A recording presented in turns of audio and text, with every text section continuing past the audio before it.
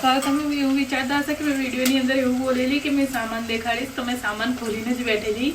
બહુ દૂરવાળો સામાન હતો, મેં કાઢીને બી બેઠી. પણ પછી જે મારા પાપુ આવ્યા ને તો બહુ ગઈ કરતેલા. આખા વિડીયોની અંદર મેં તો શૂટ કરી લીધું અને આખા વિડીયોની અંદર ગઈ મારો અવાજ નતો આવતો, એટલે એમના ફોનનો અવાજ આવતેલો અને સોંગ વગાડ કરતા ને. પછી મને એ ક્લિપો બધી એડ નહીં કરી. મેં કીધું કે મેં એડિટિંગ મારા વોઇસથી કરી નાખીશ, રેકોર્ડિંગ કરી ને પછી એ વસ્તુ નાખી દઈશ અંદર.